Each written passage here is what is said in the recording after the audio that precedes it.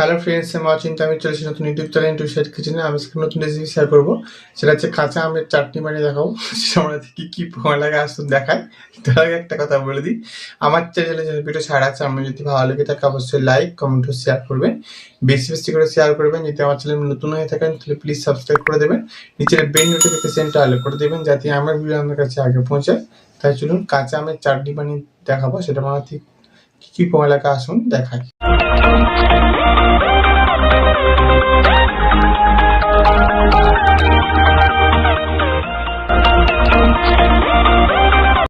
চলুন তাহলে কাঁচা আমের চাটনি বানিয়ে দেখাবো, সেটা বানাতে কি কি উপকরণ লাগে আসুন দেখায়।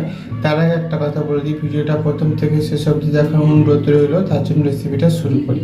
এখানে আমি দেখুন একটা কাঁচা আম ভালো করে ছাড়িয়ে লম্বা লম্বা করে কেটে ধুয়ে নিয়েছি। তার জন্য রেসিপিটা শুরু করি। গ্যাসটা যাতে কড়াটা বসিয়ে দিয়েছি, কড়ার মধ্যে তেল দিয়ে দেবো। তেলের উপর দুটো গোটা সরষে দিয়ে দেবো, শুকনো লঙ্কা দেবো দুটো, লঙ্কা শুকনো লঙ্কাটা ভালো করে ভেজে নিয়েছি। এবার আমগুলো দিয়ে দেবো, লবণ দিয়ে পরিমাণ মতো, হলুদ দিয়ে দিয়ে দেবো। এবার আমটা ভেজে নেবো।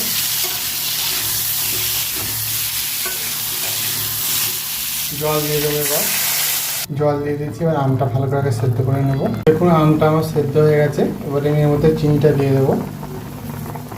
দেখুন আমি চিনিটা দিয়ে দিয়েছি এবং জলও বেরিয়েছে অনেকটা। আর জলটা ভালো করে মেরে নেবো। দেখুন আমার আমের চাটনিটা হয়ে গেছে, জলটা অনেকটা মরে গেছে, আমটাও সেদ্ধ করে নিয়েছি।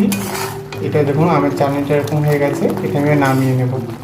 দেখুন আমার আমের চাটনি রেসিপিটা, কাঁচা আম দিয়ে চাটনি রেসিপিটা হয়ে গেছে। এই রেসিপিটা আমাদের ভালো লেগে থাকে অবশ্যই লাইক কমেন্ট ও শেয়ার করবেন, বেশি বেশি করে শেয়ার করবেন। আর প্লিজ সাবস্ক্রাইব করে আমাদের পাশে থাকবেন। চলুন তা দেখাচ্ছি নেক্সট ভিডিওতে। এইরকম নিত্য নতুন ভিডিও পাওয়ার জন্য আমাদের চ্যানেলটাকে অবশ্যই সাবস্ক্রাইব করে আমাদের পাশে থাকবেন। চলুন তা দেখাচ্ছে নেক্সট ভিডিওতে। আর আপনার এইভাবে একবার কাঁচা আম দিয়ে চাটনি বাড়িতে বানিয়ে দেখবেন, আশা করি ভালো লাগবে। এরকম চাটনি গরমের দিনে খেতে খুবই ভালো লাগে। তার জন্য দেখাচ্ছি নেক্সট ভিডিওতে, আপনারা অবশ্যই একবার ট্রাই করে দেখবেন।